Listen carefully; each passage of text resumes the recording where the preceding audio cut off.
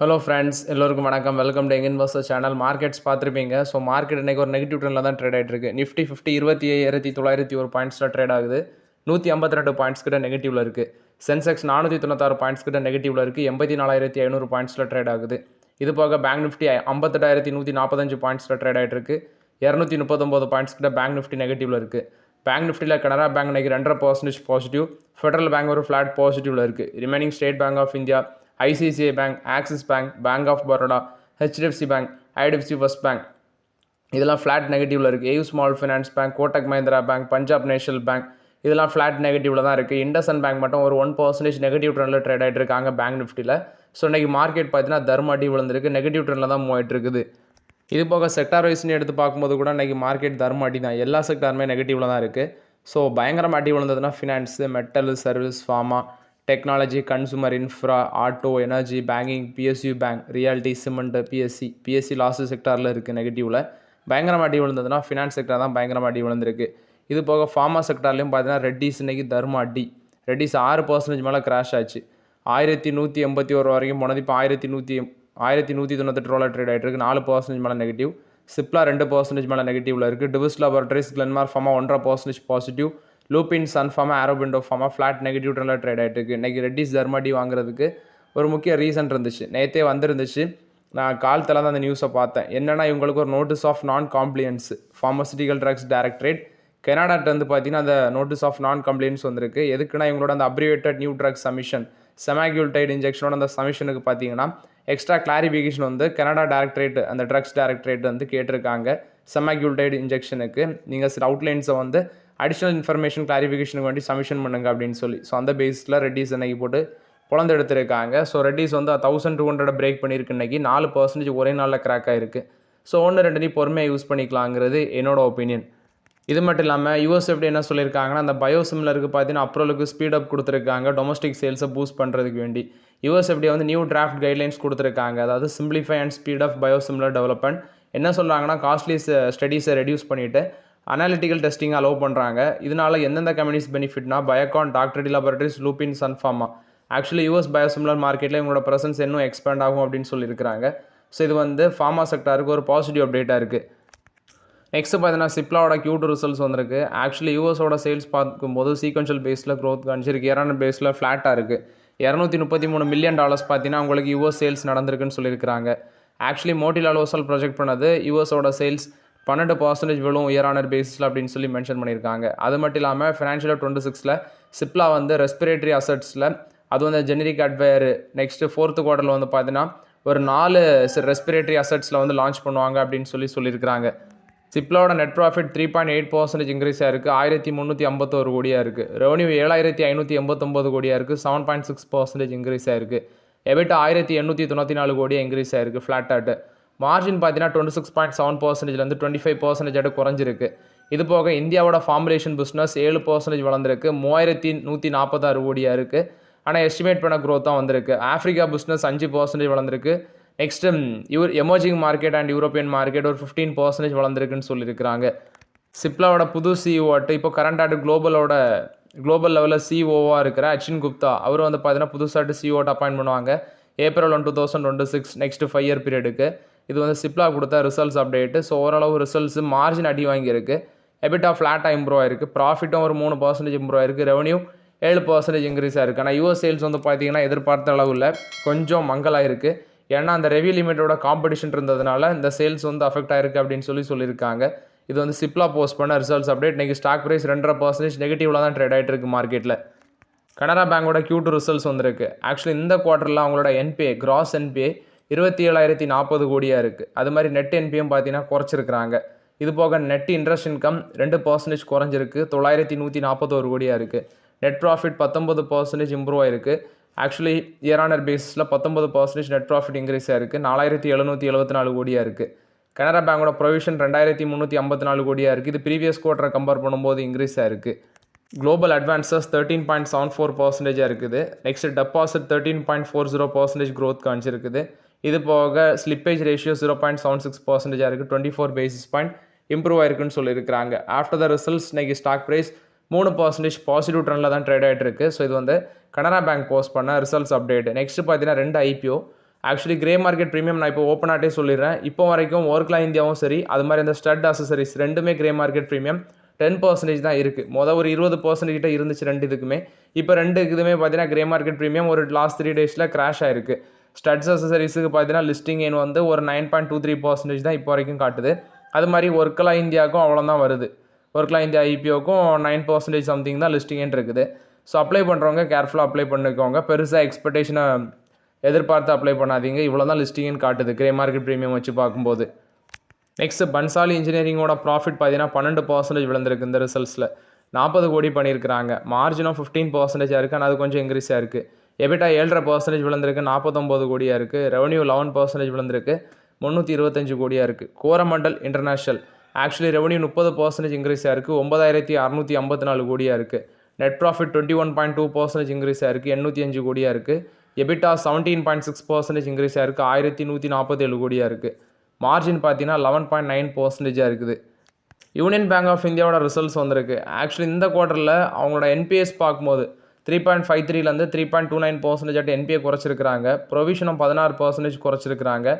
Net NPM பார்த்தீங்கன்னா 0.62%லேருந்து 0.55% குறைச்சிருக்கிறாங்க. இது போக ப்ராஃபிட் பார்க்கும்போது ஒரு 56% இன்க்ரீஸாக இருக்குது. 4249 கோடியாக இருக்குது. ஆப்ரேட்டிங் ப்ராஃபிட் 16% விழுந்திருக்கு. 6814 கோடி பண்ணியிருக்கிறாங்க. நெட் இன்ட்ரெஸ்ட் இன்கம் 2.6% விழுந்திருக்கு. 8812 கோடியாக இருக்குது. ஸ்டாக் ப்ரைஸ் 141 க்ளோஸ் ஆகிருக்குது. ஆக்சுவலி இந்த ட்ரெண்டில் தான் ட்ரேட் ஆகிட்டு இருக்குது. 2.5% நெகட்டிவில் இருக்குது. ஸோ பிஎஸ்சி ஸ்டாக்ஸ் பார்க்க நான் பெருசாக ஃபோக்கஸ் பண்ணுறதில்ல பேங்க் செக்டாரில். ஸோ இது வந்து union bank of India post பண்ண ரிசல்ட்ஸ் அப்டேட்டு. பயங்கரமாக அடி வாங்குறதுக்கு ரீசன் பார்க்கும்போது அக்ரி செக்மெண்ட்டில் பார்த்தீங்கன்னா ஸ்லிப்பேஜஸ் ரைஸ் ஆகிருக்கு.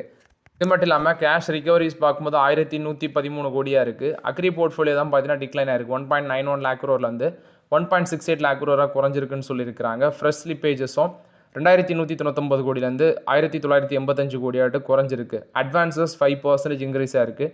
டெபாசிட் 1.9% வளர்ந்துருக்கு. ஸோ இது வந்து union bank of India post பண்ண ரிசல்ட்ஸ் அப்டேட்டு.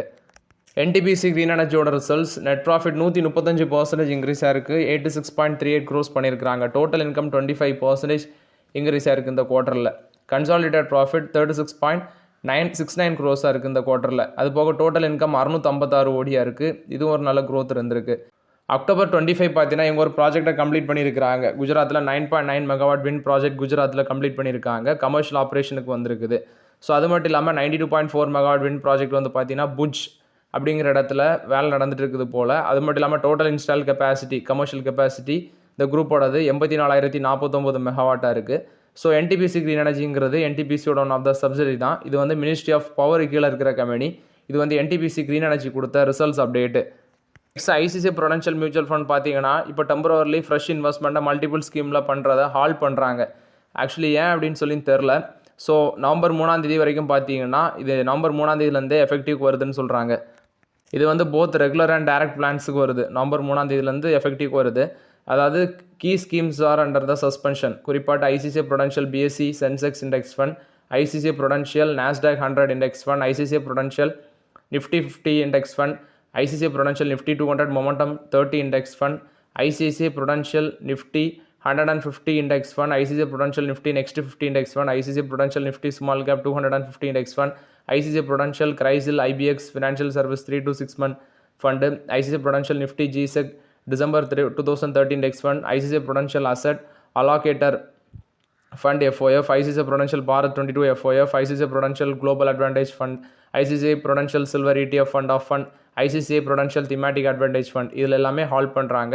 கிட்டத்தட்ட பார்த்தீங்கன்னா 40 ஸ்கீம்ஸ் வந்து இந்த டெம்பரரி சஸ்பென்ஷனில் வருது. ஸோ இது வந்து ICICI Prudential மியூச்சுவல் ஃபண்ட் கொடுத்த அப்டேட்டு. ஃப்ரெஷ் இன்வெஸ்ட்மெண்ட்டை ஹால்ட் பண்ணுறாங்க. நெக்ஸ்ட்டு எஸ் பேங்கோட அந்த லோன் ஃப்ராடில் பார்த்தீங்கன்னா அனில் அம்பானி மேலே சார்ஜ் ஷீட் ஃபைல் பண்ணியிருக்காங்க. அது மட்டும் இல்லாமல் சன்னு அன்மோல் அந்த அன்மோல் அவங்களும் பார்த்தீங்கன்னா அந்த லென்ஸ் கீழே கொண்டு வரதாட்டு சொல்லியிருக்கிறாங்க. Anil Ambani group of companies எல்லாமே இப்போ பயங்கர பிரச்சனையில் போய்ட்டுருக்கு. ஒரு பக்கம் எஸ் பேங்க், ஒரு பக்கம் ஐடிபிஐ பேங்க், ஒரு பக்கம் Bank of Baroda, Bank of India. So ரொம்பவே ப்ராப்ளம்ஸ் போய்ட்டுருக்கு. நல்ல வேலை அந்த டைமில் நம்ம ரிலையன்ஸ் பவர் அவாய்ட் பண்ணது ஒரு நல்ல விஷயமாக தான் இருந்திருக்கு. நெக்ஸ்ட்டு காக்னிசன்ட் பார்த்தீங்கன்னா விரைவில் ஐபிஓ வர போகிறதாட்டு சொல்லியிருக்காங்க இந்தியாவில். ஸோ அந்த ஐபிஓ லிஸ்டிங் மூலமாட்டு இந்தியாவில் இவங்க செகண்ட் லார்ஜஸ்ட் ஐடி கம்பெனியாட்டு உருவெடுக்க சான்ஸ் இருக்குது. ஆல்ரெடி இவங்க வந்து நாஸ்டாக்ல லிஸ்ட் ஆகிருக்கு இந்த காக்னிசன்ட். இவங்க இந்தியாவில் லிஸ்ட் பண்ணாங்கன்னா இவங்க வந்து பார்த்தீங்கன்னா செகண்ட் பிகஸ்ட் ஐடி கம்பெனியாட்டு வருவாங்க அப்படின்னு சொல்கிறாங்க. நெக்ஸ்ட்டு சாக்லிட்டி இந்தியாவோட கியூட் ரிசல்ட்ஸ் வந்துருந்துச்சு. ப்ராஃபிட் டபுளாக இருக்குன்னு 251 கோடியாக இருக்குது. ரெவன்யூ 25% இன்க்ரீஸ் ஆயிருக்கு, 1658 கோடியாக இருக்குது. எபிட்டா 37.7% இன்க்ரீஸ் ஆயிருக்கு, 415 கோடியாக இருக்குது. மார்ஜின் 25% இம்ப்ரூவ் ஆயிருக்கு. 0.05 ருபீஸ் பார்த்தீங்கன்னா டிவிடன் அனௌன்ஸ்மெண்ட் பண்ணியிருக்கிறாங்க. இதுக்கான ரெக்கார்ட் டேட்டு நவம்பர் 12 நவம்பர் 28 முன்னாடி இந்த டிவிடன் வந்து பேமெண்ட் ஆகும்னு சொல்லியிருக்கிறாங்க. ரெயில்டெல் கார்பரேஷன் ஆஃப் இந்தியாவோட ரிசல்ட்ஸ் வந்திருக்கு. ஆக்சுவலி நெட் ப்ராஃபிட் 76 கோடியாக இருக்குது, 4.7% இம்ப்ரூவ் ஆயிருக்கு. ரெவன்யூ ஃப்ரம் ஆப்ரேஷன் 12.8% இன்க்ரீஸ் ஆயிருக்கு, 951 கோடியாக இருக்குது. அது போக எபிட்டா 19.4% இம்ப்ரூவ் ஆயிருக்கு, 154 கோடியாக இருக்குது. மார்ஜின் 16.2% எக்ஸ்பேண்ட் ஆயிருக்குது. டெலிகாம் சர்வீஸ்லேருந்து வந்த பிஸ்னஸ் ரெவன்யூ 9% இன்க்ரீஸ் ஆயிருக்கு, 367 கோடியாக இருக்குது. ப்ராஜெக்ட் சர்வீஸ் பிஸ்னஸ் வந்து ரெவன்யூ 16% இன்க்ரீஸ் ஆயிருக்கு. இந்த செக்மெண்ட்டில் எபிட்டா 35% இன்க்ரீஸ் ஆயிருக்கு, மார்ஜின் எக்ஸ்பேண்ட் ஆயிருக்கு அப்படின்னு சொல்லியிருக்கிறாங்க. இன்ட்ரீம் டிவிடெண்ட் பார்த்தீங்கன்னா 10% அனௌன்ஸ்மெண்ட் பண்ணியிருக்கிறாங்க. 1 rupees per ஷேர் வந்து அனௌன்ஸ்மெண்ட் பண்ணியிருக்கிறாங்க. ரெக்கார்ட் டேட் வந்து நவம்பர் 4 நவம்பர் 25 முன்னாடி இந்த டிவிடெண்ட் பேமெண்ட் ஆகும்னு சொல்லியிருக்கிறாங்க. லார்சன் அண்ட் டியூபோ வந்து 2500 5000 கோடி ஒர்த்தா power and transmission distribution business order Saudi அரேபியாவில் வின் பண்ணிக்கிறதாட்டு சொல்லியிருக்கிறாங்க. Insulated substation 420 kilometres 380 kV overhead transmission lines ஆர்டர்ஸ்ன்னு சொல்லியிருக்காங்க. ரினோபிள் எனர்ஜி ப்ரோக்ராமில் அந்த ஆர்டர் வின் பண்ணியிருக்கிறாங்க. இது வந்து லார்சன் அண்ட் டியூபோக்கு ஒரு பாசிட்டிவ் அப்டேட்டாக இருக்குது. நெக்ஸ்ட் பார்த்தீங்கன்னா அதானி பவரோட ரிசல்ட்ஸ் வந்துருக்குது. ஆக்சுவலி Q2 ரிசல்ட்ஸில் நெட் ப்ராஃபிட் 11% காலி 2953 கோடி பண்ணியிருக்கிறாங்க. ரெவன்யூ 13457 கோடி பண்ணியிருக்கிறாங்க, ஃப்ளாட்டாக இம்ப்ரூவ் ஆயிருக்கு.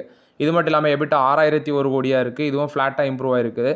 Expenses high operating expenses next வந்து சில அக்யூசிஷன்லாம் பண்ணியிருக்கிறாங்க, அதனால ப்ராஃபிட் அடி வாங்கியிருக்குன்னு சொல்கிறாங்க. அது மட்டும் இல்லாமல் பார்த்தீங்கன்னா ஆர்டர்ஸ்னு பார்க்கும்போது ஒரு 4.5 GW long term power purchase agreement Shakti scheme அந்த ஸ்கீம் கீழே போட்டிருக்காங்க. 2031 to 32 அந்த டைமில் எக்ஸ்பேன்ஷன் கோல் வந்து 42 GW இருக்குன்னு சொல்கிறாங்க. அது மட்டும் இல்லாமல் இவங்களுக்கு எக்யூப்மெண்ட் அண்ட் லேண்டுன்னு பார்க்கும்போது 23.7 GW எக்ஸ்பென்ஷன் பண்ணிட்டு இருக்கிறாங்க ப்ராஜெக்ட் இம்ப்ளிமெண்டேஷனில். இது அதானி பவரோட CEO இருக்கிற SB கலிலேயா அவங்க தான் அந்த அப்டேட்டை கொடுத்துருக்காங்க. அது மட்டும் இல்லாமல் power supply agreement 2400 MW gross capacity 25 இயர்ஸுக்கு Bihar state power generation company அவங்க கூட போட்டிருக்காங்க. Greenfield ultra super critical thermal power project Bhagalpur district Bihar கூட அங்கேயும் போட்டிருக்காங்க. அது மட்டும் இல்லாமல் செப்டம்பர் 22 தான் அவங்க அந்த 1:5 அந்த ரேஷியோவில் ஸ்டாக் ஸ்பிட்டு அதை பார்த்தீங்கன்னா கம்ப்ளீட் பண்ணாங்க. அதாவது ஃபேஸ் வேல்யூ 10 இருக்கிறத 2 ஸ்பிட் பண்ணாங்க 1:5 அந்த ரேஷியோவில். ஸோ ரிசல்ட்ஸ் பார்க்கும்போது ப்ராஃபிட் அடி வாங்கியிருக்கு. அதுக்கு அவங்க மென்ஷன் பண்ணுறது இந்த அக்யூசிஷன் நெக்ஸ்ட் வந்து மார்ஜின் எக்ஸ்பேன்ஷன் அதை மென்ஷன் பண்ணியிருக்கிறாங்க. எக்ஸ்பென்சஸ் ஜாஸ்தியாக இருந்திருக்கு, அக்யூஷன் பண்ணியிருக்காங்க, அதனால ப்ராஃபிட் அடி வாங்கியிருக்குன்னு சொல்லியிருக்காங்க. இது வந்து அதானி பவர் போஸ்ட் பண்ண results update. So okay friends, actually இந்த வீடியோவில் சில இம்பார்ட்டன்ட் அப்டேட்ஸ் எல்லாமே டிஸ்கஸ் பண்ணோம். ஐடிசியோட ரிசல்ட்ஸ் இன்றைக்கி தான் வருது.